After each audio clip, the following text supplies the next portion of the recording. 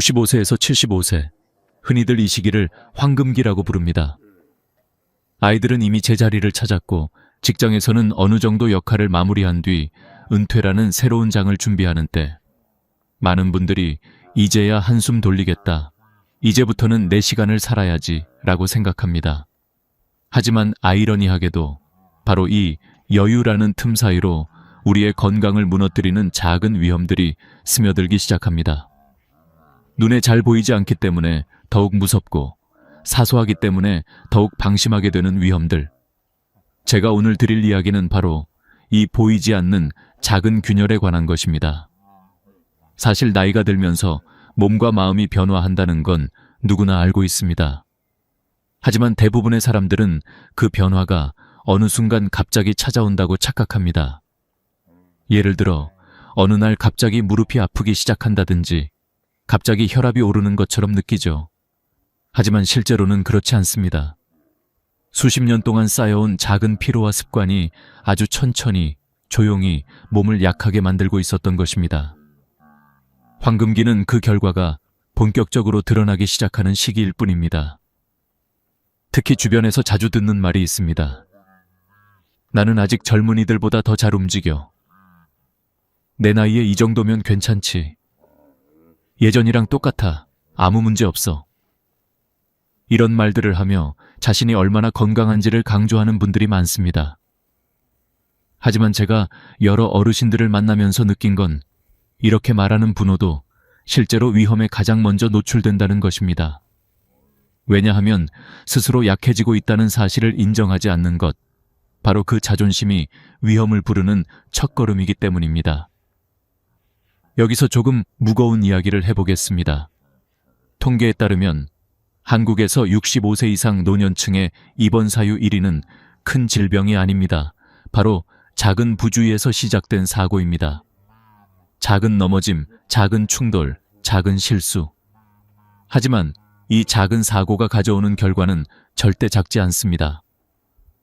고관절 골절로 1년 안에 다시 걷지 못하게 되는 비율은 무려 40%에 가깝고, 그중 다시 독립적인 생활로 복귀하는 비율은 절반도 되지 않습니다. 황금기는 분명 아름다운 시기지만 준비가 없다면 그 아름다움은 너무 쉽게 깨져버립니다. 제가 이렇게 강조하는 이유는 단순히 위험을 경고하기 위함이 아닙니다. 오히려 이 시기를 진짜 황금기답게 만드는 방법이 무엇인지 알기 위해서입니다.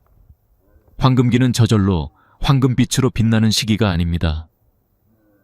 우리가 조금 더 섬세해지고 몸과 마음의 변화를 받아들이고 삶을 지혜롭게 조율해 나갈 때 비로소 황금이 됩니다. 그렇다면 이 시기의 진짜 위험이란 무엇일까요? 바로 우리가 변하고 있음에도 불구하고 변하지 않으려는 마음, 그리고 작은 변화들을 무시하는 태도입니다. 건강은 어느 날 갑자기 무너지지 않습니다. 그 전에 반드시 신호를 보냅니다. 숨이 예전보다 조금 더 차다든지, 계단 오르기가 예전만큼 쉽지 않다든지, 가끔씩 어지러움이 온다든지, 밤에 잠이 얕아지는 등 눈에 띄지 않는 변화들이 쌓여갑니다. 문제는 우리가 그것을 나이 탓으로만 돌리며 방치하는 데 있습니다. 하지만 저는 이 말을 꼭 드리고 싶습니다. 나이는 변명거리가 아니라 관리 신호입니다. 관리하면 지킬 수 있고 준비하면 예방할 수 있습니다. 황금기의 진짜 위험은 눈에 보이는 큰 병이 아니라 우리가 무심코 반복해온 작은 습관과 자존심 속에서 자라는 미세한 균열입니다. 오늘 이야기를 통해 그 균열이 어디에 있는지 함께 살펴보며 앞으로의 삶을 더 단단하게 지켜낼 수 있기를 바랍니다. 이 시기를 어떻게 보내느냐에 따라 80세 이후의 삶이 완전히 달라집니다. 그리고 저는 여러분이 더 건강하고 더 단단하고 더 행복한 황금기를 만들어 가시길 진심으로 바랍니다. 나이가 들어가면 가장 먼저 느끼는 변화 중 하나는 바로 균형 감각입니다. 예전에는 눈을 감고도 금방 중심을 잡았던 발걸음이 이제는 조금만 빨리 움직여도 흔들리기도 하고 좁은 공간을 지날 때 스치듯 부딪히는 일도 늘어납니다. 많은 어르신들이 이를 대수롭지 않게 생각하지만 사실 이 작은 변화가 노년기의 삶을 완전히 바꿔놓을 수도 있는 심각한 위험의 시작입니다. 한국의 보건복지부 자료에 따르면 65세 이상 노인의 응급실 방문 원인 1위는 낙상, 즉 넘어짐입니다. 단순히 무릎을 다치는 정도가 아니라 고관절 골절이나 척추 압박 골절처럼 삶의 독립성을 송두리째 흔드는 부상으로 이어지는 경우가 많습니다. 제가 한 어르신에게 들었던 말이 있습니다. 넘어진 건 1초였지만 다시 걷는 데는 1년이 걸렸다. 그만큼 한 번의 실수가 인생의 속도를 크게 늦출 수 있다는 뜻입니다. 특히 노년층에서의 넘어짐은 단순한 사고가 아닙니다. 뼈의 밀도가 60대부터 급격히 낮아지기 때문에 충격을 받으면 쉽게 부러지고 근육량도 줄어들어 회복이 훨씬 더디게 진행됩니다. 실제로 고관절 골절 후 6개월 안에 다시 독립적으로 생활할 수 있는 비율은 50%가 차에 되지 않습니다. 이 때문에 의료계에서는 낙상을 노년기의 조용한 암이라고 부르기도 합니다. 처음에는 별거 아닌 것처럼 보이지만 결과는 결코 사소하지 않기 때문입니다. 문제는 대부분의 넘어짐은 예방할 수 있었다는 사실입니다. 우리가 조금만 더 조심하고 생활 환경을 조금만 더 안전하게 바꿨더라면 일어나지 않았을 사고가 너무 많습니다. 예를 들어 집안에서 가장 위험한 장소는 욕실과 주방입니다. 바닥은 젖기 쉽고 좁은 공간에서 움직이다 보면 미끄러질 가능성이 높습니다. 그런데 많은 분들이 욕실에 미끄럼 방지 매트를 깔거나 샤워실 손잡이를 설치하는 것을 불편하거나 번거롭다는 이유로 미루곤 합니다. 하지만 이 작은 준비가 넘어짐을 30% 이상 줄여준다는 연구 결과가 있습니다. 또한 계단의 모서리에 미끄럼 방지 테이프를 부착하는 것만으로도 사고 위험을 크게 낮출 수 있습니다. 저는 이 부분을 강조할 때마다 늘 한 가지 비유를 사용합니다. 집은 평생 함께한 친구지만 시간이 지나면 그 친구도 우리가 다시 손봐줘야 할 부분이 생긴다. 집도 나이 들고 우리는 그 집을 우리 몸에 맞게 다시 조정해 주어야 합니다. 일상에서도 조심해야 할 부분은 너무 많습니다. 갑작스럽게 몸을 틀거나 의자에서 일어날 때 한 번에 힘을 주는 동작들은 허리와 무릎에 큰 부담을 줍니다. 특히 새벽에 일어나는 순간이 가장 위험합니다. 혈압이 낮아지고 어지러움이 쉽게 나타나기 때문입니다. 이런 상황에서 균형을 잃기 쉬운데 많은 분들이 서둘러 움직이면서 사고가 발생합니다. 그래서 저는 늘 이렇게 말씀드립니다. 아침 첫걸음을 서두르지 마세요. 천천히 앉아서 호흡을 한번 고르고 일어나세요. 10초만 천천히 움직여도 사고 가능성을 크게 줄일 수 있습니다. 또 한 가지 중요한 점은 보조도구 사용에 대한 오해입니다. 지팡이나 보행기를 사용하는 것을 자존심 때문에 꺼리는 분들이 많습니다. 하지만 보조도구는 당신이 약해졌다는 증거가 아니라 당신이 더 안전하고 오래 걸을 수 있게 도와주는 지혜의 도구입니다. 실제로 보행 보조기구 사용 시 넘어짐 위험은 40% 가까이 줄어들며 심리적 안정감도 증가합니다. 반대로 필요함에도 불구하고 사용하지 않으면 몸이 더 경직되고 걸음이 짧아지며 균형이 급격히 악화됩니다. 여러분의 삶을 지켜주는 건 자존심이 아니라 안전입니다. 또 하나 놓치지 말아야 할 부분은 가족과의 소통입니다. 많은 분들이 자녀에게 도움이 필요하다는 사실을 알리고 싶지 않아 혼자 무리하는 경우가 많습니다. 그러나 사고는 언제나 혼자 있을 때 발생합니다. 높은 곳에 있는 물건을 꺼낼 때는 반드시 도움을 요청하세요. 설령 그 일이 사소해 보여도 그 사소한 순간이 가장 큰 사고와 연결됩니다. 실제로 낙상 사고의 60%가 혼자 집안일을 하다가 발생합니다. 그러니 도움을 요청하는 것은 약함이 아니라 가족을 안심시키는 방법입니다. 낙상 예방은 결국 생활 전체를 재정비하는 일입니다. 예전처럼 모든 걸 혼자 해내는 시대는 이미 지나갔습니다. 몸은 변하고 있고 그 변화에 맞춰 삶을 바꿔가는 것, 그것이 바로 진짜 지혜입니다. 넘어짐은 단순한 사고가 아니라 노년기의 삶을 좌우하는 갈림길입니다. 작은 변화 하나가 앞으로의 10년, 20년을 완전히 다르게 만들 수 있습니다. 그리고 저는 여러분이 그 시간을 더 안전하고 더 편안하게, 더 자존감 있게 살아가길 진심으로 바랍니다.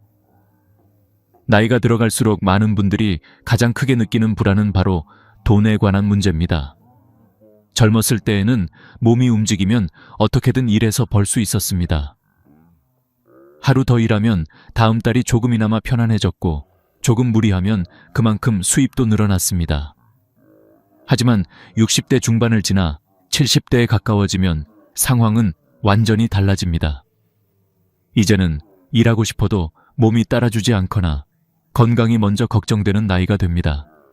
그래서 이 시기부터는 벌 수 있는가 보다 준비가 되어 있는가가 훨씬 더 중요한 질문이 됩니다. 많은 어르신들이 그냥 아껴 쓰면 되지 라고 말하지만 사실 절약만으로는 감당할 수 없는 지출이 나이가 들수록 기하급수적으로 늘어납니다. 특히 의료비는 생각보다 훨씬 빠르게 증가합니다. 한국건강보험공단 자료에 따르면 70대의 연평균 의료비는 40대의 3배, 50대의 2배가 넘습니다. 병원비, 약값, 검사비 이런 것들이 쌓이면 절약으로만 해결할 수 없는 지출의 벽이 되어 돌아옵니다.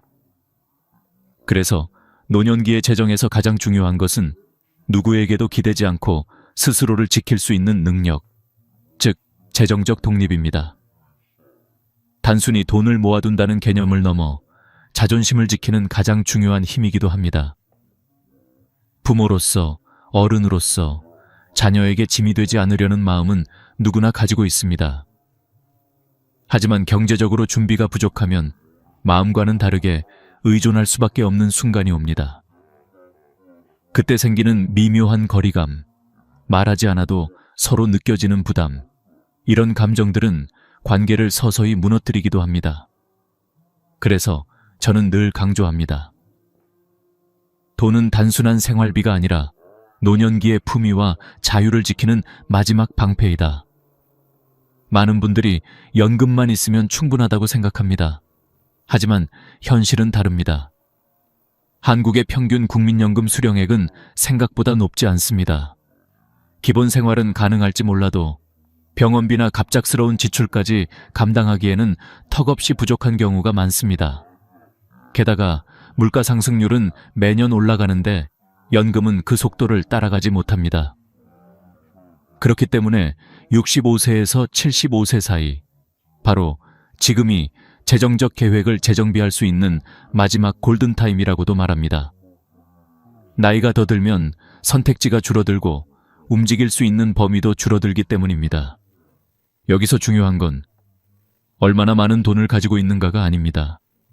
정말 중요한 것은 돈이 어디로 흘러가는지 알고 있는가, 불필요한 지출을 줄이고 핵심에 집중하고 있는가, 나의 속도에 맞는 경제 구조를 만들어 두었는가입니다.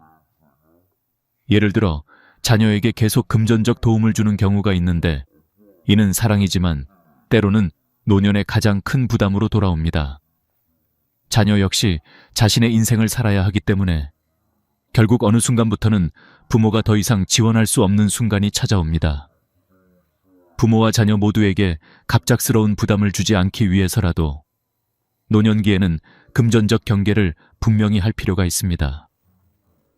사랑은 주고받는 것이지만 재정은 분명하게 관리해야 서로의 관계가 건강하게 유지됩니다. 또한 절약만을 강조하는 태도도 위험합니다. 노년기에 지나친 절약은 건강을 해칠 수 있습니다. 싸구려 음식, 영양 부족한 식단, 오래된 물건을 그대로 쓰다가 사고가 발생하는 경우도 많습니다. 원래 절약은 지혜지만 지나치면 그 지혜가 오히려 삶의 질을 파괴합니다. 건강을 지키기 위한 지출, 안전을 위한 지출, 밝고 따뜻한 삶을 위한 지출은 절대로 낭비가 아닙니다. 오히려 가장 현명한 투자입니다. 젊을 때는 자신보다 가족을 위해 쓰는 돈이 많았다면 이제는 자신을 위한 지출이 필요합니다. 그동안 고생해온 몸과 마음을 위해 투자하는 것이야말로 가장 큰 보답입니다. 재정 독립을 준비하는 데 있어서 중요한 것은 작은 흐름을 바꾸는 것입니다. 예를 들어 매달 고정 지출을 점검하고 보험이나 필요 없는 구독 서비스를 정리하고 실질적으로 도움이 되는 보장성 보험을 재검토하는 것만으로도 재정적 여유가 생깁니다. 또한 소액이더라도 꾸준히 저축하거나 금융상품을 활용하면 향후 예기치 않은 지출에 대비할 수 있습니다. 중요한 건 지금 시작하는 것입니다. 완벽할 필요도 큰돈이 필요도 없습니다. 흐름을 바꾸는 것, 버티는 힘을 만드는 것, 그것이 재정 독립의 출발점입니다. 그리고 마지막으로 재정 독립은 단지 돈의 문제가 아니라 마음의 문제입니다. 경제적으로 여유가 생기면 자신감이 생기고, 자신감이 생기면 사회적 관계도 더 편안해지고, 삶의 선택도 자유로워집니다. 반대로 경제적 불안은 몸과 마음 모두를 불안하게 만들고 사람을 점점 더 작고 위축되게 합니다. 노년기의 행복은 얼마나 안정적인가에 달려 있습니다. 여러분의 삶이 흔들리지 않도록 재정은 가장 먼저 다져야 할 기초입니다. 지금부터라도 늦지 않았습니다. 오늘 한 걸음이 내일의 자유를 지킬 것입니다. 60대 후반에 접어들면 사람의 몸은 더 이상 예전처럼 움직이지 않습니다. 하지만 많은 분들이 이 사실을 인정하려 하지 않습니다.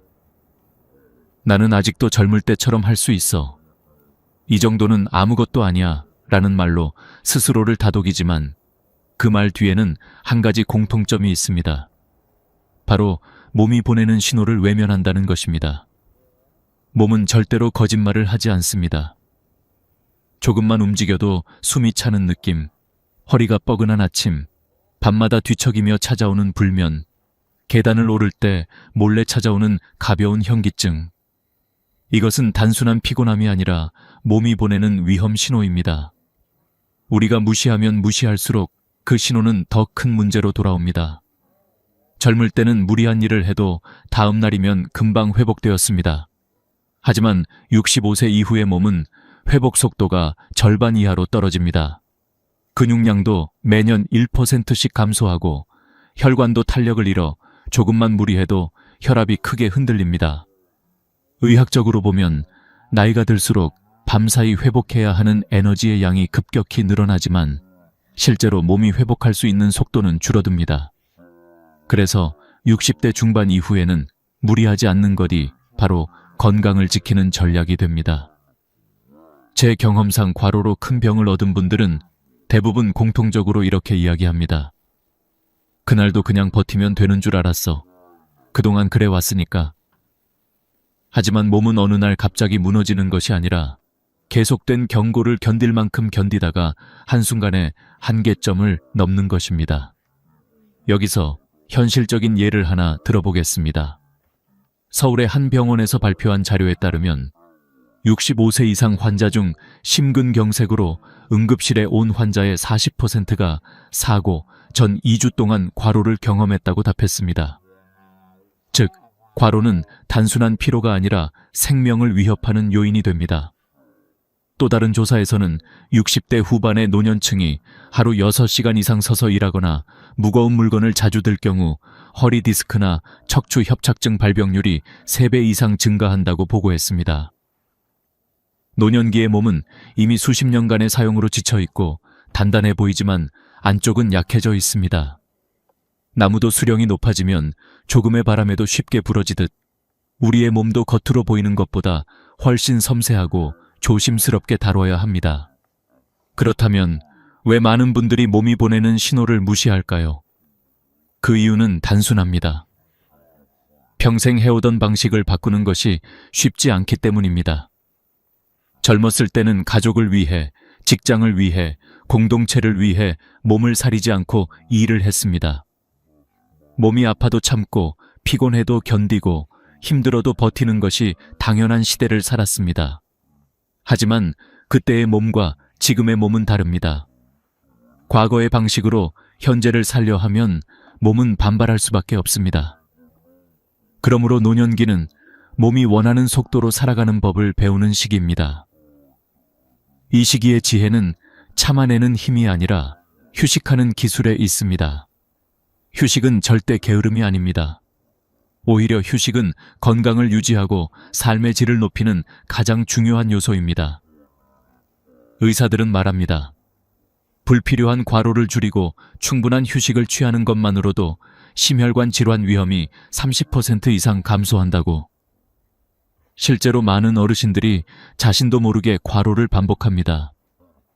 아침에 일어나 집안을 청소하고 무거운 장을 보고 손주를 돌보고 쉬지 않고 하루를 보냅니다. 하지만 이런 생활은 몸을 빨리 소모시키고 결국 병원에 가서야 왜 이제야 오셨어요? 라는 말을 듣게 됩니다. 저는 수많은 어르신을 보며 한 가지 확신하게 되었습니다. 노년기의 건강은 힘을 얼마나 쓰느냐가 아니라 힘을 얼마나 아끼느냐로 결정됩니다. 또 하나 중요한 사실은 몸이 보내는 신호는 절대 우연이 아니라는 것입니다. 숨이 차다면 심장과 폐가 힘들어하고 있다는 뜻이고, 다리가 자주 저린다면 혈액순환이 원활하지 않다는 신호입니다. 잠이 잘 오지 않는다면 몸이 과로로 긴장 상태라는 의미입니다. 이런 신호들을 무시한 채 과로를 반복하는 것은 자신의 몸을 적으로 만드는 것과 같습니다. 노년기의 가장 중요한 일은 몸과 대화하는 것입니다. 몸이 힘들다고 말할 때 멈춰서는 용기, 낮잠이 필요하다고 느낄 때 잠시 눈을 붙이는 여유, 무거운 물건을 들지 않겠다는 결심, 이런 작은 선택들이 병을 막고 긴 세월을 지켜냅니다. 노년기의 삶에서 가장 소중한 건 속도가 아니라 지속력입니다. 얼마나 빨리 움직이느냐가 아니라 얼마나 오래 건강하게 움직일 수 있느냐가 중요합니다. 과로는 몸을 빠르게 소진시키고 삶을 짧게 만들지만 휴식은 몸을 다시 회복시키고 삶을 연장해 줍니다. 여러분은 이미 평생 열심히 살아오셨습니다. 이제는 몸이 요구하는 속도를 존중해주는 지혜가 필요합니다. 몸이 보내는 신호를 듣고 과로의 대가를 미리 막는 것. 이것이야말로 남은 황금기를 더 길고 더 빛나게 만드는 진짜 비결입니다. 나이가 들어갈수록 인간관계는 단순해지는 것처럼 보이지만 사실은 더 민감하고 더 깊어집니다. 젊을 때는 바쁘다는 이유로 혹은 일이 많다는 핑계로 갈등이 지나가기도 하고 외로움이 느껴져도 금세 잊힌 채 하루가 흘러갔습니다. 하지만 60대 후반, 70대에 가까워지면 마음을 지탱해주던 많은 것들이 하나둘씩 사라지기 시작합니다. 직장은 더 이상 우리의 일상을 채우지 않고 자녀들은 각자의 삶으로 멀어지고 주변 친구들도 건강 문제로 자주 만나기 어려워집니다. 이렇게 삶이 조용해지는 만큼 내면의 감정들은 더 크게 울립니다. 이 시기부터는 관계, 외로움, 그리고 재혼이라는 민감한 문제들이 자연스럽게 떠오르게 됩니다. 우선 배우자와의 관계는 노년기의 가장 중요한 심리적 기반입니다. 젊을 때는 서로의 삶이 바쁘고 아이 양육이나 생계 문제에 치여 깊은 대화를 하지 못하는 경우가 많았습니다. 하지만 이제 둘만의 시간이 길어지면서 평생 미뤄왔던 감정이나 갈등이 갑자기 떠오르기도 합니다. 사소한 말 한마디, 작은 오해, 생활 속 작은 차이가 생각보다 크게 다가옵니다. 많은 부부들이 노년기에도 여전히 사소한 일을 가지고 싸우고 그 싸움이 며칠씩 이어지곤 합니다. 특히 고집과 자존심이 강해지는 시기이기 때문에 내가 옳다는 생각이 부딪히며 갈등이 더 쉽게 커집니다. 하지만 저는 수많은 부부를 지켜보며 한 가지 확실한 점을 깨달았습니다. 노년기의 다툼은 결국 건강을 해치는 싸움이라는 것입니다. 스트레스는 혈압을 올리고 수면을 망가뜨리며 당뇨와 심혈관 질환을 악화시킵니다. 실제로 스트레스가 심한 노년층은 심장 질환 위험이 2배 가까이 높다는 연구도 있습니다. 즉, 부부싸움은 단순한 감정 소모가 아니라 몸을 직접 해치는 행동에 가깝습니다. 그래서 노년기에는 무엇보다 관계의 온도를 지키는 것이 중요합니다. 배우자의 짜증스러운 말투가 사실은 외로움의 표현일 수도 있고, 무심하게 들린 행동이 사실은 도움을 요청하는 신호일 수도 있습니다. 저는 많은 어르신들에게 이렇게 말합니다. 상대가 아니라 지금까지의 세월을 사랑하세요. 배우자는 단순한 동반자가 아니라 평생을 함께한 기억의 증인이며 마지막 길까지 함께 걸어갈 중요한 존재입니다. 서로의 고집을 꺾는 싸움보다 서로의 마음을 어루만지는 대화가 훨씬 더 필요할 시기입니다. 그리고 노년기에 가장 조심해야 하는 감정 중 하나는 바로 외로움입니다. 노년층 우울증의 70% 원인이 외로움에서 시작된다는 보고가 있을 정도로 외로움은 단순한 감정이 아니라 건강에 큰 영향을 주는 요인입니다. 외로움은 혈압을 올리고 수면을 불안하게 만들며 심지어 치매 위험도 높아지는 것으로 알려져 있습니다. 그래서 많은 분들이 외로움을 해소하기 위해 재혼을 고민합니다. TV나 주변 사람들의 이야기를 듣다 보면 새로운 만남이 새로운 행복을 가져다 줄 것처럼 느껴지기도 합니다. 실제로 재혼이 행복한 결과를 가져온 사례도 분명 존재합니다. 하지만 이 문제는 절대 가볍게 선택해서는 안 되는 문제입니다. 왜냐하면 재혼은 단순히 두 사람의 결합이 아니라 가족 간의 관계, 재산 문제, 생활 습관의 차이 등 수많은 요소가 얽혀 있는 복잡한 결정이기 때문입니다. 특히 노년기의 재혼은 많은 오해를 낳기 쉽습니다. 서로의 생활 방식이 이미 굳어져 있기 때문에 작은 차이도 크게 느껴지고 자녀의 반대나 유산 분쟁 문제로 갈등이 생기기도 합니다. 어떤 분은 외로움을 이기지 못해 빠르게 재혼을 선택했다가 몇 달 만에 큰 스트레스와 갈등 속에서 다시 혼자가 되어버리기도 합니다. 외로움을 피하려고 선택한 길이 오히려 더 큰 외로움을 만들어버리는 것입니다. 저는 이렇게 말씀드립니다. 외로움 때문에 재혼을 서두르지 마세요. 외로움을 해결하는 방법은 결혼만이 아닙니다. 노년기에는 친구 관계를 넓히거나 취미 활동을 시작하거나 동네 모임이나 봉사활동을 통해 새로운 인간관계를 형성하는 것이 훨씬 건강한 해결책이 될 수 있습니다. 외로움을 채우는 가장 좋은 방법은 누군가에게 의지하는 것이 아니라 삶을 풍요롭게 하는 관계의 선택지를 넓히는 것입니다. 재혼을 고려한다면 절대 서두르지 말고 충분히 시간을 들여 상대를 알아가야 합니다. 서로의 건강, 경제 상황, 생활 방식, 자녀 관계 등 현실적인 부분을 솔직하게 나누는 과정이 필요합니다. 감정만으로 결정하는 재혼은 대부분 후회로 이어집니다. 하지만 서로를 진심으로 이해하고 존중하며 고립된 삶에서 벗어나 함께 삶을 나누고자 하는 마음이 깊다면 그것은 분명히 아름다운 선택이 될 수 있습니다. 노년기의 관계는 젊을 때보다 훨씬 섬세합니다. 상처는 더 깊게 다가오고 위로는 더 따뜻하게 느껴집니다. 그래서 이 시기의 인간관계는 단순한 감정보다 배려와 지혜가 필요합니다. 살아온 세월만큼의 고집을 내려놓고 상대의 마음을 있는 그대로 바라보는 것, 그리고 외로움을 피하기 위해서가 아니라 더 풍요로운 삶을 위해 관계를 선택하는 것. 이것이 노년기의 관계가 가져다주는 진짜 의미입니다. 외로움은 우리를 약하게 만들지만 진심 어린 관계는 우리를 다시 강하게 만듭니다. 여러분의 남은 시간이 더 따뜻하고 더 평안하기를 바랍니다. 나이가 들수록 어디에서 어떻게 살아갈 것인가 라는 문제는 그 어떤 고민보다 더 깊고 더 현실적으로 다가옵니다. 젊을 때는 직장 때문에, 아이들 때문에, 혹은 더 넓은 집을 원해서 이사를 반복했지만 70세에 가까워지면 더 이상 새로운 공간이 설렘이 아니라 불안으로 다가옵니다. 익숙한 집은 단순히 머무는 공간이 아닙니다. 그곳에는 수십 년의 세월과 기억, 우리가 함께 웃고 울었던 장면들이 그대로 남아 있습니다. 집이라는 공간 자체가 우리의 역사이자 삶의 무게를 지탱해주는 마지막 보루입니다. 그래서 많은 어르신이 말합니다. 나는 이 집에서 늙고 싶다. 이 말 속에는 단순한 고집이 아니라 나이를 먹어갈수록 커져가는 존재의 안정감, 그리고 스스로의 삶을 지켜내고자 하는 깊은 의지가 담겨 있습니다. 하지만 현실적으로 나이가 들면 집에서의 생활이 점점 어려워지는 것도 사실입니다.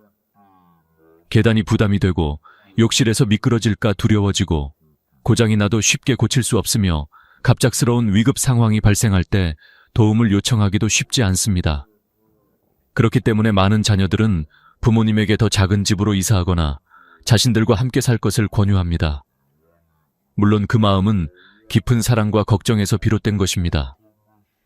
하지만 그 선택이 언제나 좋은 해결책이 되는 것은 아닙니다.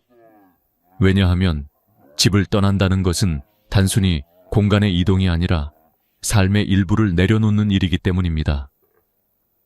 새로운 환경은 불편하고 낯설고 때로는 외로움을 더 크게 만들기도 합니다. 실제로 많은 노년층이 이사를 한 후 우울감이 증가했다는 연구 결과도 있습니다. 익숙함은 우리에게 안정감을 주고 안정감은 몸과 마음의 건강에 직접적인 영향을 미칩니다. 그래서 저는 항상 이렇게 말합니다. 가능하다면 집을 지키세요. 단, 집을 현재의 몸에 맞게 새롭게 조정해야 합니다. 손잡이를 설치하고 미끄럼 방지 장치를 붙이고 복잡한 구조의 가구를 정리하는 것만으로도 집은 더 안전하고 편안한 공간으로 바뀝니다. 혼자 사는 어르신이라면 비상벨, 문턱 제거, 스마트 조명 같은 작은 변화가 큰 사고를 예방할 수 있습니다. 나이가 든다는 것은 집을 떠나야 한다는 의미가 아니라 집을 다시 지금의 나에게 맞게 만드는 과정일 뿐입니다. 집은 도망쳐야 하는 곳이 아니라 우리가 다시 품어야 할 공간입니다. 그러나 어떤 경우에는 요양원이나 실버타운이 필요할 때도 있습니다. 걷기가 힘들어지고 일상생활이 어려워지거나 의료적 관리가 필요한 상황이라면 전문적인 도움을 받는 것이 더 안전할 수 있습니다. 문제는 많은 분들이 이 결정을 실패나 포기로 받아들인다는 것입니다. 하지만 요양원 입소는 결코 패배가 아닙니다. 그것은 상황이 요구하는 하나의 선택일 뿐입니다. 다만 이 선택은 반드시 신중해야 합니다. 한국에서 많은 노년층이 요양원에 들어간 후 가장 크게 느끼는 감정은 편안함이 아니라 고립감입니다. 편의와 안전을 위해 만들어진 시설이지만 낯선 환경과 규칙, 익숙하지 않은 사람들 속에서 정서적인 외로움이 깊어지는 경우가 많습니다. 나이가 들수록 정서적 안정은 신체적 건강만큼 중요합니다. 감정이 약해지면 몸도 약해지고 몸이 약해지면 다시 마음도 무너집니다. 그래서 저는 늘 강조합니다. 요양원을 선택하기 전에 반드시 집에서 버틸 방법을 먼저 찾아라.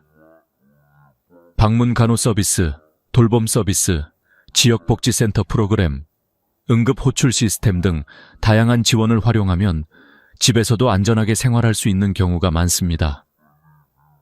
혼자만의 힘으로 버티는 것이 아니라 도움을 받으며 집을 지키는 것이 오히려 더 지혜로운 결정일 수 있습니다. 중요한 건 혼자 있는 것이 아니라 혼자 있어도 안전한 것입니다. 삶의 마지막 공간을 선택하는 문제는 단순히 보금자리를 정하는 것이 아니라 내가 누구로 남고 싶은가를 결정하는 문제에 가깝습니다. 나의 존엄, 나의 독립성, 나의 감정, 나의 기억. 그 모든 것을 지켜주는 공간이 어디인지 스스로 선택해야 합니다. 자녀의 의견이나 주변의 조언은 참고가 될 수 있지만 최종 결정은 반드시 본인의 마음에서 나와야 합니다. 이것이야말로 노년기의 자기 결정권이며 마지막으로 우리 자신에게 해줄 수 있는 존중입니다. 결국 중요한 것은 어떤 공간에 있든 우리가 우리의 삶을 주체적으로 선택하는 것입니다. 집에 머무르든 요양원을 선택하든 그 결정이 두려움에서 나온 것이 아니라 나를 위한 사랑에서 나온 것이어야 합니다. 노년기는 새로운 시작이 아니라 지금까지 살아온 삶을 가장 온전히 표현하는 시간입니다. 여러분이 어디에 머물든 그 공간이 따뜻하고 안전하며 여러분의 마음을 지켜주는 곳이길 바랍니다. 오늘까지 6부에 걸쳐 이야기한 모든 내용은 한 가지 진실로 이어집니다. 노년기의 삶은 스스로 선택할 수 있을 때 가장 아름답다는 것입니다. 넘어짐을 예방하는 작은 습관, 과로를 멈추는 지혜, 재정적 독립을 지키는 용기, 관계를 어루만지는 따뜻함, 집을 지키는 결심, 이 모든 것이 여러분의 마지막 황금기를 더 빛나게 할 것입니다. 작은 변화 하나가 남은 20년의 삶을 완전히 바꿀 수 있습니다. 여러분은 그럴 만한 가치가 충분히 있습니다. 영상이 도움이 되셨다면 구독과 좋아요를 눌러주시고 앞으로도 여러분의 삶을 더 따뜻하게 비춰줄 이야기를 계속 전해드리겠습니다. 여러분의 건강과 행복을 진심으로 응원합니다. 다음 영상에서 다시 찾아뵙겠습니다. 어르신, 혹시 이런 순간을 겪어보신 적 있으신가요? 누군가의 한마디가 예상치 못하게 가슴 깊은 곳을 건드려서 그 말이 며칠이고 머릿속에서 떠나지 않는 경험. 제가 얼마 전 만났던 90살 어르신이 바로 그런 말을 제게 남겼습니다. 작은 체구, 단정한 단발머리, 조용하지만 단단한 눈빛. 그분은 처음 진료실 의자에 앉자마자 저를 똑바로 바라보며 아주 천천히 입을 열었어요. 선생, 나 같은 늙은이는 괜찮아. 근데 70 넘은 사람들한테는 꼭 해줘야 할 말이 있어요. 그 나이가 진짜 갈림길이거든. 순간 저는 마치 시간이 멈춘 것 같은 기분이 들었습니다. 의학적 수치를 보는 것도 진단을 내리는 것도 아닌 그분이 살아낸 세월 자체가 제 앞에 펼쳐지는 느낌이었어요. 그분은 70대를 이렇게 표현했습니다. 그때는 다들 자기가 잘 살고 있다고 착각하는 나이예요. 아직 괜찮다. 아직도 할 수 있다. 아직 무너지지 않았다고 믿거든요. 그런데 어쩌죠? 내 몸이 보내는 조용한 신호들을 다 무시하고 살아요. 그 말은 단순한 조언이 아니라 경고였고 동시에 위로이기도 했습니다. 왜냐하면 어르신들은 남을 챙기느라 정작 자신을 챙기지 못한 세대이기 때문이죠. 그 어르신도 그러셨대요. 70이 넘어서도 남편 챙기고 자식 손주 돌보고 명절이면 새벽부터 부엌에서 하루를 보내고 몸이 아파도 이따 쉬면 되지 하면서 참고 또 참았다고요. 그런데 나중에 아프면 사람들은 이렇게 말하죠. 왜 미리 말 안 했어요? 이 말이 얼마나 잔인한지 어르신들은 너무 잘 알고 계실 겁니다. 그분은 저에게 이렇게 속삭이듯 말했습니다. 내가 나를 안 챙기면 아무도 챙겨주지 않아요. 그걸 일찍 알았으면 지금처럼 허전하진 않았을 텐데. 그 말은 저를 깊이 멈춰 세웠습니다. 저는 제 앞에 의학적 수치보다 엑스레이보다 그 어르신의 삶에서 우러나온 깨달음이 훨씬 더 중요하다는 걸 느꼈어요. 그래서 저는 지금 이 영상을 보고 계신 어르신들께 그분의 이야기를 그대로 전해드리려고 합니다. 왜냐하면 지금 60대든 70대든 80대든 늦지 않았기 때문입니다. 오늘부터 단 5분만이라도 나를 위해 쓰면 인생이 달라진다고 그분은 확신에 찬 목소리로 말했어요. 늦었다고 생각할 때가 가장 빠른 때예요. 어르신, 이 말이 가볍게 들리지 않지요? 저 역시 그 순간 마치 미래를 미리 들여다본 듯 마음이 먹먹해졌습니다. 의료 데이터로만 보면 알 수 없는 인생의 진실, 병명으로는 설명할 수 없는 마음의 균열, 그 모든 것을 이미 지나온 사람이 남긴 조언에는 감히 어떤 의학 지식도 따라갈 수 없는 힘이 있습니다. 어르신들도 아마 잘 아실 거예요.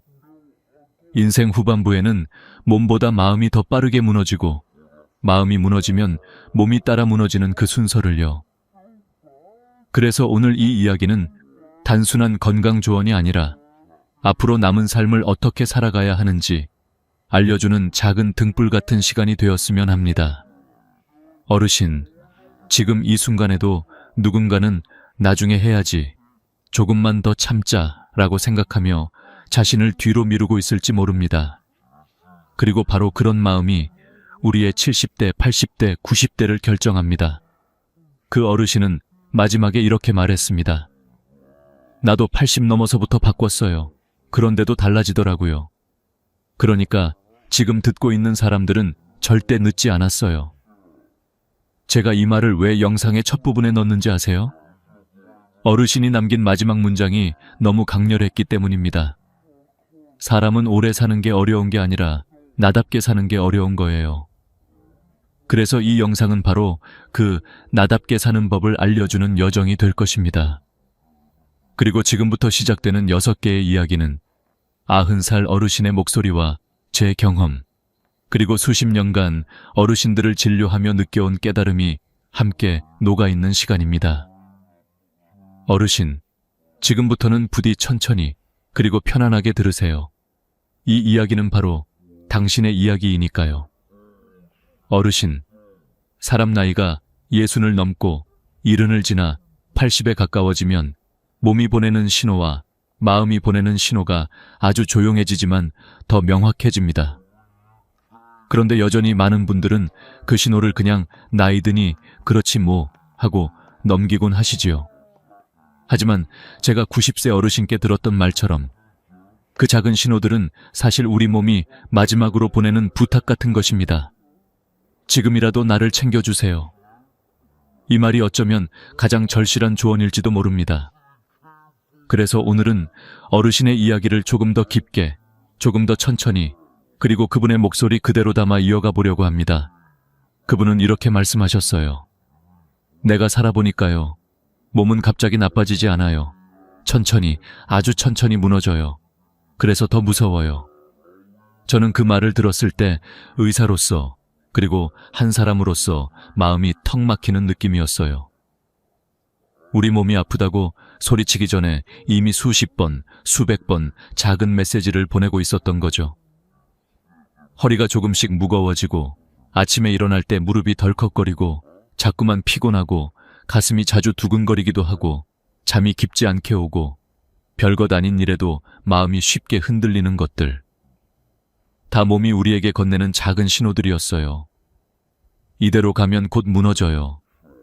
마치 오래된 집이 삐걱거리는 소리를 내며 버티듯이요. 그 어르신은 70대 때 그 신호를 거의 무시했다고 했어요. 남편 밥, 아이들 돌봄, 명절 음식, 집안 살림, 제사 준비까지. 순간순간의 피곤함을 그냥 살다 보면 그렇지로 넘겼다고요.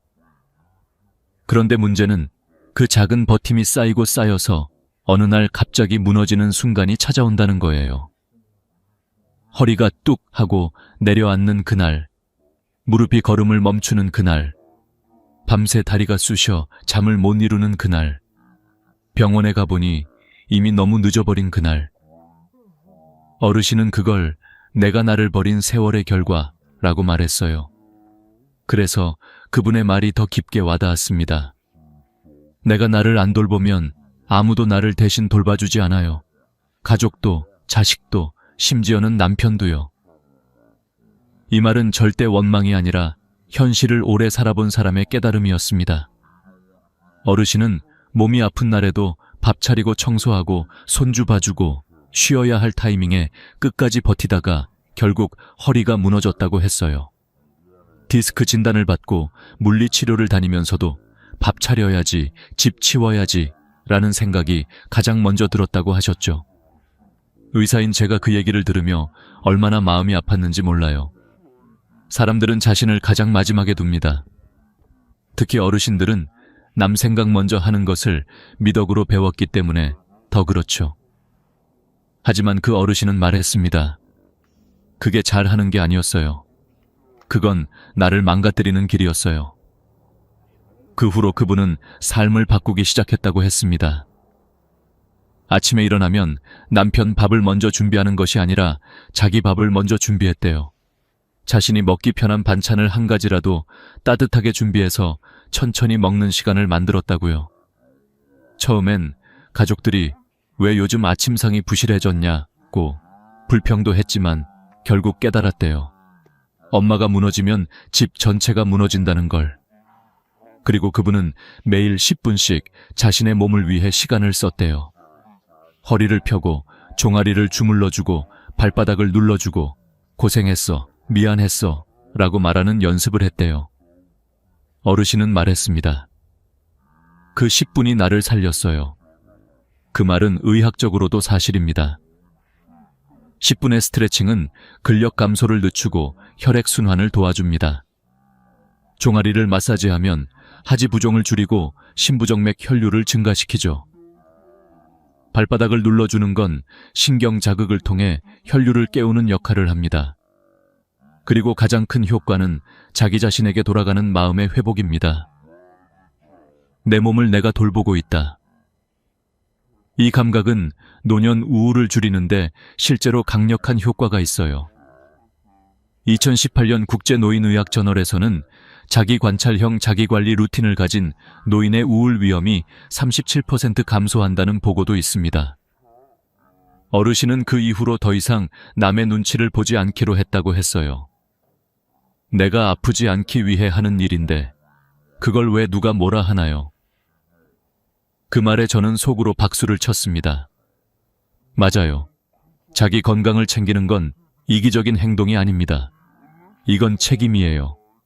어르신은 그걸 80대에 깨달으셨고 아직 늦지 않았어요 라고 말했습니다. 이 말은 정말 많은 사람에게 필요한 메시지입니다. 몸은 늦게 돌봐도 변화가 옵니다. 근력은 80대에도 증가할 수 있고 혈압은 일상 습관으로 충분히 안정될 수 있으며 수면의 질도 마음 관리로 크게 개선될 수 있습니다. 의학적으로 노년의 가장 큰 위험은 빠른 손상이 아니라 조용한 방치입니다. 작은 신호를 무시하는 것, 오늘 할 수 있는 걸 내일로 미루는 것, 나보다 남을 먼저 챙기는 것, 그런 것들이 쌓여 어느 순간 큰 손상으로 다가옵니다. 어르신은 마지막에 이렇게 말했습니다. 몸은 배신하지 않아요. 내가 어떻게 대해왔는지 그대로 돌려줄 뿐이지. 저는 그 말이 평생 잊히지 않을 것 같습니다. 그래서 지금 이 영상을 보고 계신 분들께 꼭 전하고 싶은 말이 있어요. 아직 늦지 않았습니다. 몸이 조금 불편해지고 마음이 조금 기울어지는 지금이 바로 가장 바꿀 수 있는 순간입니다. 하루 5분이라도 나를 돌보는 시간, 그 작은 선택 하나가 나머지 모든 인생을 바꿉니다. 어르신, 오늘도 나를 먼저 챙겨주세요. 그게 진짜 오래 사는 길입니다. 어르신, 인생을 오래 살아보면 몸이 먼저 무너지는 것 같지만 사실 진짜로 사람을 무너뜨리는 건 일상에서 사라지는 작은 자립의 힘이라는 걸 알게 됩니다. 스스로 챙길 수 있는 일들이 하나둘 줄어들 때 우리는 생각보다 더 빠르게 약해져요. 그래서 오늘 이 이야기는 단순히 생활 습관이나 건강 팁이 아니라 나이 들어도 무너지지 않게 해주는 작은 자립의 가치에 대한 이야기입니다. 제가 만났던 많은 어르신들, 그리고 오늘 들려드리는 90세 어르신의 경험까지 모두 모아보면 공통된 결론이 하나 있습니다. 바로 내 일을 내가 할 수 있을 때까지 하는 것이야말로 노년의 품위와 안전을 지켜주는 가장 강한 방패라는 것이었어요. 사람들은 나이가 들면 자식들이 챙겨주겠지, 누가 도와주겠지, 주변에서 알아서 돌봐주겠지 하고 생각합니다. 하지만 실제로는 그렇지 않아요. 자식들은 자신의 삶으로 바쁘고 배우자는 먼저 떠나기도 하며 친구들은 하나둘씩 세상과 멀어져 갑니다. 결국 남는 건 나 자신이죠. 그래서 어르신, 자립을 지키는 건 선택이 아니라 생존입니다. 이 말을 들으면 어떤 분들은 이렇게 말합니다. 내 나이에 무슨 자립이야. 이제는 좀 기대도 되지. 물론 기대할 수도 있지만 문제는 기대가 습관이 되는 순간 우리의 몸과 마음이 빠르게 힘을 잃는다는 데 있습니다. 누군가가 대신해 줄 수 있을 때도 내가 할 수 있는 작은 일부터 직접 하는 것. 그것이 노년을 길고 건강하게 살아가는 가장 중요한 핵심입니다. 가장 먼저 이야기하고 싶은 건 돈 관리에 대한 것입니다. 90세 어르신은 말하셨어요. 돈을 남에게 맡기는 순간 결정권도 함께 사라진다고. 돈이 많고 적음을 떠나 내가 번 돈이나 내가 가진 재산을 직접 살피고 통장을 확인하고 공과금을 챙기는 행위는 단순한 계산이 아니라 내 삶의 주도권을 지키는 상징과도 같습니다. 어르신들 중 몇 분은 자식에게 계좌를 맡겼다가 필요할 때 돈을 제대로 못 쓰거나 자신이 원하는 방식대로 사용하지 못해 속상해하는 경우가 너무 많았어요. 반대로 스스로 관리하는 분들은 아직 살아있구나 라는 자존감이 강하고 작은 실수에도 스스로 고치려는 힘이 있습니다. 실제로 한 연구에 따르면 노년층의 경제적 자립은 뇌의 판단력 유지와 깊은 관련이 있다고 합니다. 돈의 흐름을 스스로 파악하는 행동이 뇌신경을 활성화시키고 기억 유지 능력을 높여준다고 해요. 작은 지출 하나를 스스로 결정하는 것, 카드를 확인하는 것조차도 뇌를 젊게 만드는 활동이라는 것입니다. 그래서 어르신, 머리가 조금 느려졌다고 스스로를 탓하지 마세요. 천천히라도 직접 확인하고, 직접 눌러보고, 직접 계산해보는 그 과정이 바로 뇌를 지키는 최고의 운동입니다. 두 번째는 일정 관리입니다. 병원 진료 날짜, 약 복용 시간, 생필품 구매 일정, 집안일 계획. 이런 작은 스케줄을 스스로 챙기는 것이 노년의 독립성을 유지하는 가장 중요한 습관입니다. 어떤 분들은 달력을 큰 글씨로 적어 놓기도 하고, 어떤 분들은 스티커를 활용하거나 색깔 표시로 구분하기도 해요. 방법이 중요한 것이 아니라 내가 챙긴다는 마음이 중요해요. 제가 기억하는 82세 할머니 한 분은 늘 작은 공책을 들고 다니셨습니다. 공책에는 이번 주 병원, 손녀 생일, 약 먹는 시간, 장 봐야 할 것 같은 메모가 빽빽하게 적혀 있었어요. 할머니께 여쭤봤습니다. 이렇게 꼼꼼히 쓰시는 이유가 있으세요? 할머니는 웃으면서 그러셨어요. 잊어버리지 않으려고 쓰는 게 아니라 아직도 내가 나를 챙길 수 있다는 걸 잊지 않으려고 쓰는 거야. 참 멋진 말이었어요. 나이가 들면 잊는 것보다 내가 나를 챙기는 능력을 잊는 게 더 무서운 일일지도 모릅니다. 병원 예약 하나, 생일 기억 하나, 청소 날짜 하나. 이런 작은 것들을 챙기는 것이 결국 내 삶을 움직이는 힘을 유지해 줍니다. 세 번째는 일상 루틴입니다. 마음이 약해지고 체력이 떨어질 때 가장 먼저 무너지는 것이 바로 일상의 흐름입니다. 아침에 일어나 씻고 물을 마시고 간단한 정리를 하고 식사를 차리고 저녁에 발을 주물러 주는 것. 이 작은 루틴들이 노년의 건강을 흔들림 없이 지켜주는 기반이 됩니다. 90세 어르신은 이렇게 말했어요. 몸이 아프고 마음이 무너지기 쉬울 때일수록 루틴이 나를 지탱해 준다고. 실제로 의학적으로도 규칙적인 루틴은 뇌의 안정감과 심박수 조절에 큰 도움을 준다고 합니다. 루틴은 우리 뇌에 아직 괜찮다, 아직 움직일 수 있다는 신호를 보내주는 역할을 합니다. 특히 아침 루틴은 중요해요.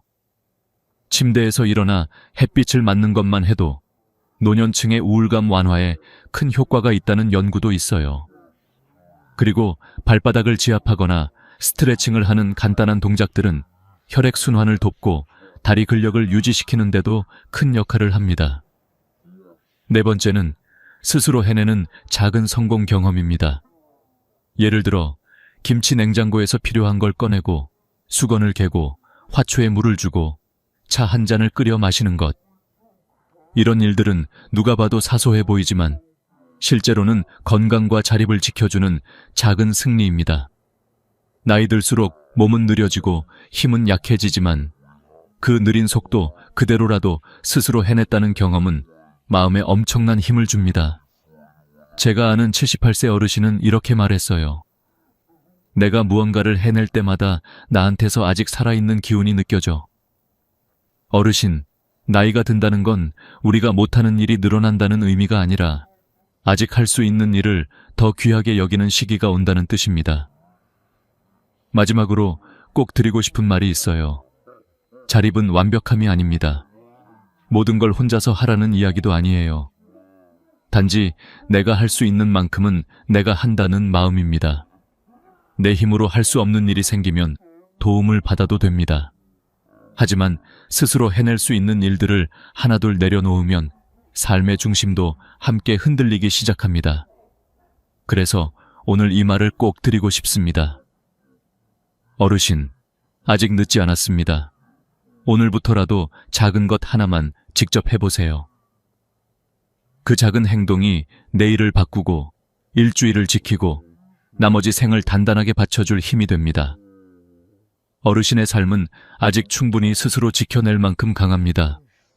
그리고 그 자립의 힘은 어르신의 하루를 더 안정되고 따뜻하게 만들어줄 것입니다. 사람들이 나이가 들수록 가장 두려워하는 것 중 하나는 몸이 점점 느려지고 기능이 떨어지는 순간일 겁니다. 하지만 제가 살아보니 느려진다고 해서 잃어버리는 것은 아니었어요.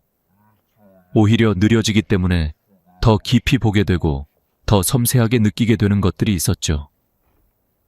그래서 오늘은 어르신들이 나이가 들어도 절대 잃지 않는 능력들, 그리고 느려져도 더욱 빛을 내는 삶의 지혜에 대해 이야기해 보려고 합니다.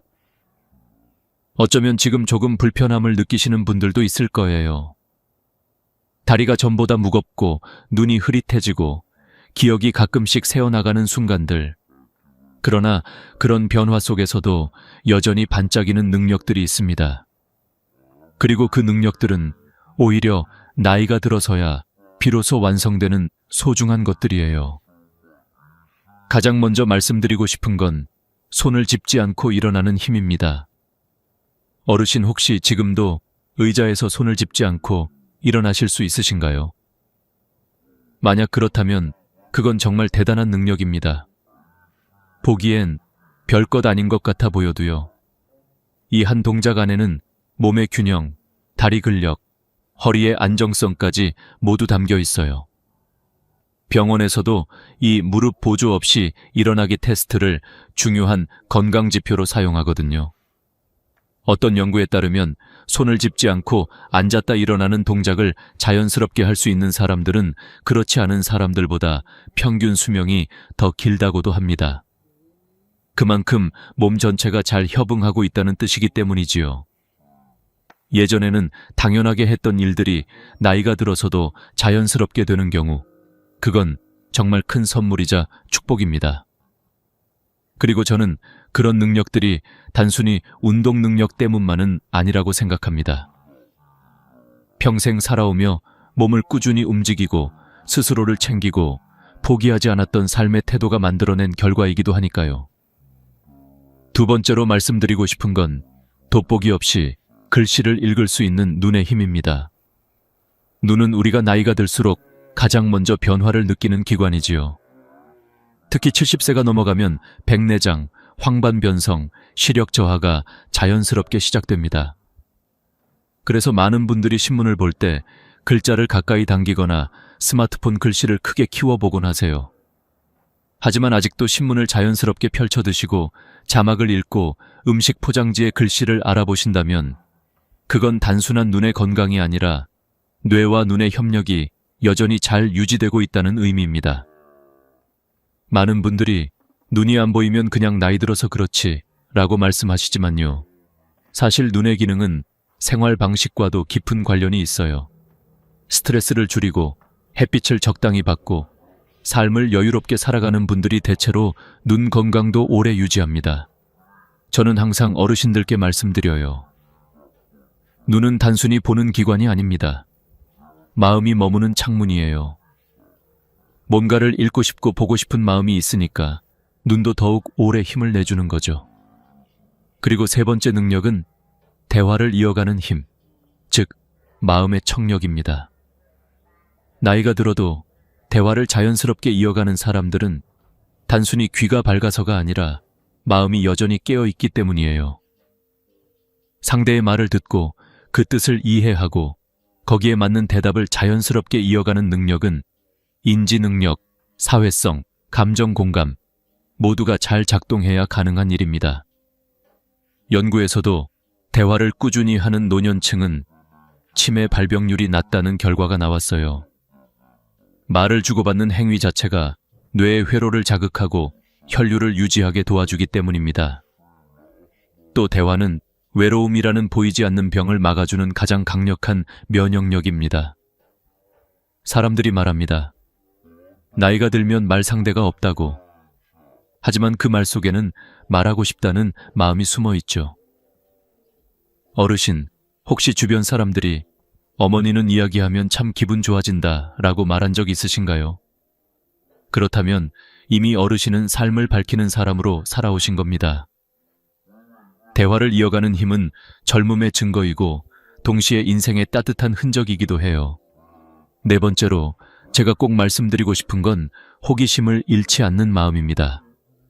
나이가 들수록 새로운 것은 점점 낯설게 느껴지고 해보지 않은 것들은 괜히 어렵게 느껴지죠. 하지만 그 가운데에서도 이건 어떻게 하는 거지? 저건 왜 저럴까? 하는 마음이 남아있는 분들이 있습니다. 그런 분들은 진짜로 늙지 않은 사람들입니다. 호기심은 마음의 근육과 같아요. 쓰면 쓸수록 강해지고 접어두면 약해집니다. 호기심은 또한 삶을 향한 애정의 다른 표현입니다. 세상을 향해 손을 뻗는 마음이 있는 사람은 어떤 상황에서도 다시 일어날 힘을 가집니다. 그래서 저는 늘 이렇게 말합니다. 어르신, 마음이 궁금해하는 순간, 그날은 젊은 날입니다. 그리고 마지막으로 느려져도 흔들리지 않는 능력은 감정의 깊이입니다. 젊을 때는 빨리 화나고 빨리 잊어버리지만 나이가 들면 감정 하나에도 오래 머무르게 됩니다. 어떤 말에 오래 마음이 쓰이고 작은 친절에도 눈물이 나는 이유는 감정이 얕아진 게 아니라 깊어졌기 때문입니다. 어떤 분들은 나이 들어서 왜 이렇게 눈물이 많아졌지? 라고 말씀하시지만요. 저는 그게야말로 인생을 온전히 살아낸 사람만 가지는 능력이라고 생각합니다. 마음이 깊어지고 부드러워지는 건 약한 게 아니라 성숙한 거거든요. 나이가 들수록 마음이 단단해지는 게 아니라 오히려 더 따뜻해지는 사람들, 그 사람이 바로 잘 늙은 사람입니다. 어르신, 느려진다는 건 결코 잃는 것이 아닙니다. 오히려 느려졌기 때문에 볼 수 있게 된 것들이 있고 더 정확하게 느낄 수 있게 된 것들이 있어요. 손을 짚지 않고 일어나는 힘, 돋보기 없이 글씨를 읽는 눈, 자연스러운 대화의 흐름, 새로운 것에 대한 호기심, 그리고 더 깊어진 감정들. 이런 것들은 나이가 들어서야 비로소 완성되는 귀한 능력들입니다. 그러니 혹시라도 요즘 몸이 느려지는 것 같아 걱정하고 계셨다면 이렇게 생각해 보세요. 내가 잃고 있는 게 아니라 내가 더 깊어지고 있다. 느려져도 단단하고 느려져도 따뜻하며 느려져도 빛나는 삶. 어르신의 지금은 바로 그런 순간입니다. 사람이 나이를 먹는다고 해서 마음까지 늙어야 하는 것은 아니라고 저는 늘 믿어왔습니다. 그리고 제가 만났던 많은 어르신들, 그 중에서도 특히 오래 건강하게 살아오신 분들은 공통적으로 한 가지 마음의 힘을 가지고 계셨습니다. 바로 세상에 대한 호기심, 그리고 작지만 따뜻한 긍정의 마음이었지요. 어르신, 혹시 요즘도 이런 생각 해보신 적 있으세요? 이건 왜 이럴까? 저건 어떻게 되는 거지? 내일은 또 어떤 일이 생길까? 이렇게 마음 한구석에서 사부작거리며 움직이는 작은 질문들. 그 질문들이야말로 젊음의 마지막 불씨와도 같은 것입니다. 세상이 참 빠르게 변하죠. 스마트폰도 그렇고 은행 일도 전부 기계로 해야 하고 젊은 사람들 말투도 너무 빠르고 생소해서 따라가기 어려운 순간도 많을 거예요. 그런데 그런 변화 속에서도 아, 이런 게 있구나 하고 한 발짝 다가가려는 마음이 있으면 사람은 늙지 않습니다. 저는 병원에 오는 어르신들을 보면서 늘 감탄했습니다. 어떤 분은 80이 넘으셨는데도 스마트폰에 메모를 해서 질문지를 가져오세요. 선생, 이건 왜 그런 거예요? 내가 잘 모르겠어서요. 또 어떤 분은 새로운 운동법이 있다고 들었다며 집에서 이거 해도 돼요? 하고 물으시지요. 이런 분들은 공통적으로 얼굴이 밝고 눈빛이 살아 있습니다. 작은 것 하나에도 마음이 움직이니까요. 연구에서도 똑같은 이야기를 합니다. 실제로 서울대 노년연구팀에서 발표한 자료에 따르면 새로운 정보에 관심을 지속적으로 갖는 어르신들은 그렇지 않은 분들보다 치매 발생률이 최대 37% 낮다고 합니다. 또 꾸준히 호기심을 유지하는 사람은 스트레스 호르몬 수치가 낮아지고 그로 인해 면역 기능도 좋아진다고 하죠. 결국 마음이 젊게 움직이면 몸도 젊게 따라가는 것입니다. 긍정적인 마음 역시 마찬가지입니다. 긍정이라는 게 거창한 게 아니에요. 그냥 오늘 해가 떴네, 비가 와서 시원하네, 밥맛이 조금 괜찮네, 이런 아주 작은 것들을 알아차리고 고마워하는 마음이지요. 하지만 나이가 들수록 긍정은 스스로 만들어야 합니다. 예전처럼 누가 칭찬해주거나 격려해주는 일이 줄어들거든요. 그래서 더더욱 마음의 방향을 스스로 잡아야 해요. 제가 만난 어느 할아버지는 84세인데 늘 이렇게 말씀하셨어요. 내가 오늘도 궁금한 게 있고 오늘도 고마운 게 있다는 건 내가 아직 안 늙었다는 증거야. 그 말이 저는 참 좋았습니다. 그분은 늘 주변 사람들에게 먼저 인사를 건네고 옆자리에 앉은 사람에게도 오늘은 기분 어떠세요? 하고 따뜻하게 말을 붙이셨어요. 그런 행동 하나가 스스로의 기분을 끌어올리고 상대의 반응이 또 힘이 되어 마음이 선순환을 만드는 것이지요. 어떤 어르신은 70대가 넘어서 처음 그림을 배우기 시작하셨어요. 지금 와서 뭘 하겠어? 라는 말 대신 나는 아직도 뭔가를 배우고 싶다는 마음을 택한 것이죠. 처음엔 선이 삐뚤빼뚤했지만 나중에는 작은 전시회에 그림을 걸 정도로 늘어나셨고 그 과정에서 몸도 마음도 놀랍도록 젊어지셨습니다. 이유가 뭘까요? 그림을 잘 그려서가 아니라 새로운 세계에 스스로 마음의 문을 열었기 때문입니다. 마음이 움직이면 몸도 따라오고 몸이 움직이면 삶이 다시 빛을 되찾습니다. 혹시 어르신도 지치고 무기력해질 때가 있으셨나요? 아침에 눈을 떠도 아무것도 하고 싶지 않고 누가 오라고 해도 귀찮고 그냥 조용히 있고 싶을 때요. 그런 날이 있는 건 너무나 당연한 일입니다. 문제는 그 마음이 오래 머물러 버릴 때예요. 마음이 움직이지 않으면 생각도 멈추고 생각이 멈추면 몸도 굳어버립니다. 그래서 하루 중 단 5분이라도 마음을 일으켜 세우는 시간이 필요합니다. 예를 들면 이런 것들입니다. 오늘은 이런 게 궁금하네. 오늘은 이걸 한번 해볼까? 이건 왜 이렇지? 그 작은 질문 하나가 마음을 살리고 하루를 살리고 노년을 건강하게 유지하는 기둥이 됩니다. 긍정적인 마음도 마찬가지예요. 생각보다 더 큰 힘을 가지고 있어요. 미국 존스 홉킨스 연구에서는 긍정적인 노년층이 우울증 위험을 절반 이하로 낮춘다는 결과가 나왔습니다. 또 일본 도호쿠 대학 연구에서는 감사 일기를 쓰는 어르신들이 수면질이 높고 통증 민감도가 낮아지는 현상이 관찰되었다고 하죠. 마음이 가벼워지면 몸이 회복하고 몸이 편안해지면 다시 마음이 편안해지는 것입니다. 어르신, 혹시 오늘도 작은 궁금증 하나, 작은 감사 하나 떠오르셨나요? 그렇다면 그걸 그냥 흘려보내지 말고 마음속에 조용히 붙잡아 보세요. 아직 내가 살아있구나. 아직 나는 느낄 수 있구나. 그것 자체가 살아있다는 증거이고 늙지 않는 마음의 힘입니다. 나이가 드는 건 어쩔 수 없지만 마음이 늙는 건 선택입니다. 그리고 어르신은 그 선택을 지금 이 순간에도 스스로 할 수 있습니다. 작은 호기심 하나, 작은 긍정 하나가 어르신의 하루를 밝히고 마음을 살리고 인생을 더 크게 열어줄 거예요. 이 마음의 빛을 꼭 붙잡고 계세요. 그것이 바로 오래 살고 잘 사는 사람들의 공통된 비밀입니다. 어르신, 마지막으로 드리고 싶은 이야기는 바로 내려놓는 삶의 태도입니다. 이 말은 단순히 물건을 정리하거나 관계를 끊는다는 뜻이 아닙니다. 나이를 먹을수록 우리가 살아있는 동안 더 편안하게, 더 나답게, 더 후회 없이 살아가기 위한 마음의 준비를 말하는 겁니다. 제가 만났던 90살 어르신도 마지막에 이런 말씀을 하셨어요. 오래 사는 건 누구나 할 수 있지만 편안하게 사는 건 연습해야 돼요. 그 연습이 바로 내려놓는 거예요. 그 말이 얼마나 깊게 제 마음에 들어왔는지 모릅니다.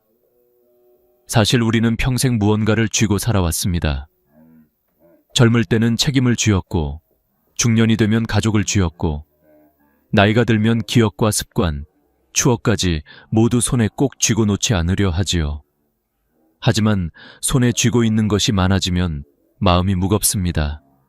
마음이 무거우면 몸도 따라 무거워지고, 몸이 무거우면 삶 전체가 늘어지듯 더 힘들어지지요. 그래서 나이 들수록 더 필요한 것은 가지려고 애쓰는 노력이 아니라 놓아주는 지혜입니다. 그 내려놓음은 절대 패배가 아니고 끝도 아니고 포기도 아닙니다. 오히려 지금부터 더 편안해지기 위한 준비, 나답게 사는 삶의 시작에 가까워요. 그러나 내려놓는다는 것은 참 어렵습니다. 어르신도 느끼시겠지만 물건을 버리는 것조차 오래 망설일 때가 있지요. 왜냐하면 그 물건은 단순한 물건이 아니라 그 시절의 기억, 감정, 눈물, 행복, 그리고 오래된 마음의 한 조각이기 때문입니다. 특히 오래된 사진 한 장을 버릴 때 혹은 옛날 친구의 연락처를 삭제할 때 마음이 유난히 쓰린 이유는 그 속에 그때의 나도 들어있기 때문입니다. 그래서 떨리는 마음으로 부여잡게 되고 쉽게 손이 떨어지지 않는 거죠. 하지만 내려놓음의 첫걸음은 버리는 것이 아니라 인정하는 것에서 시작됩니다. 아, 이건 지금의 나에게 필요하지 않구나.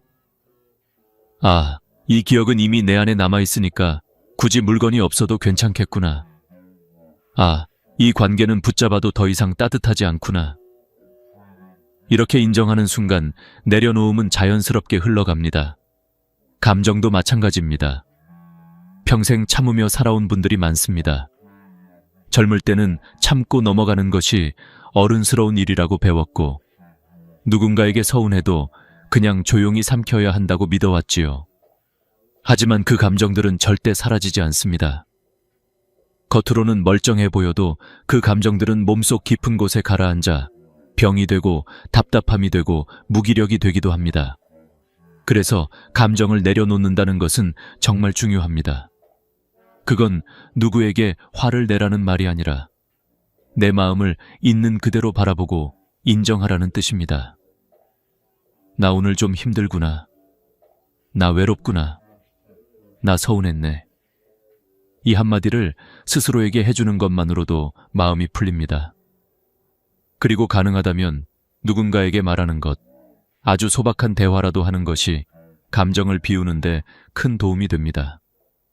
들을 사람이 없다면 종이에 적어 보십시오. 짧게라도 좋습니다. 감정은 입 밖으로 혹은 글자로 흘려보내는 순간부터 가벼워집니다. 그렇게 감정을 내려놓는 연습이 몸과 마음 모두를 살립니다. 관계를 내려놓는 것도 필요합니다. 나이가 들면 모든 관계를 그대로 유지할 수 없습니다. 어떤 사람은 멀어지고, 어떤 사람은 스스로 잘라내야 하고, 어떤 사람은 애써 붙잡을 필요도 없습니다. 젊을 때는 많은 인맥이 힘이 되었지만 노년의 삶에서 중요한 것은 숫자가 아닙니다. 마음이 편안한 사람 단 한 명이면 충분합니다. 그 한 사람과의 따뜻한 대화, 짧은 안부, 함께 걷는 산책 하나면 그날 하루가 훨씬 환해집니다.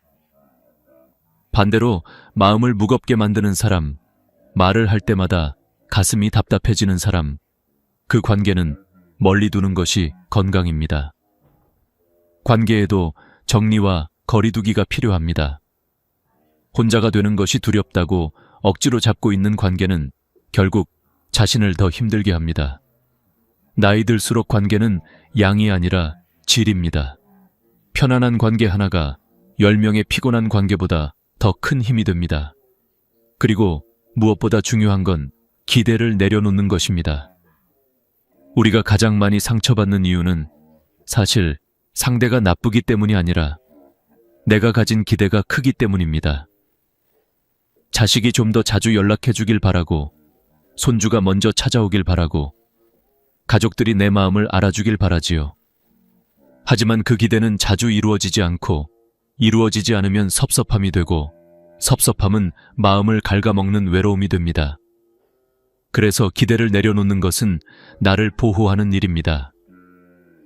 기대를 내려놓는 순간 사람들은 원망의 대상이 아니라 그냥 각자의 삶을 살아가는 한 인간으로 보입니다.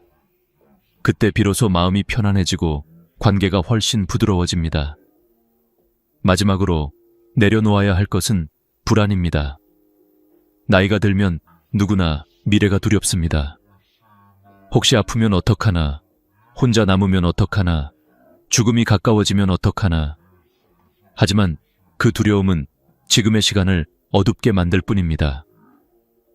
그래서 준비하는 것이 중요합니다. 유언장을 정리하고 필요한 것만 집안에 남기고 내가 원하는 마지막 순간이 무엇인지 한 번쯤 정리해 보는 것. 이런 준비는 죽음의 연습이 아니라 삶을 더 편안하게 만드는 준비입니다. 정리된 삶은 마음을 평온하게 하고 마음이 편안하면 남은 시간도 고요하게 흐릅니다.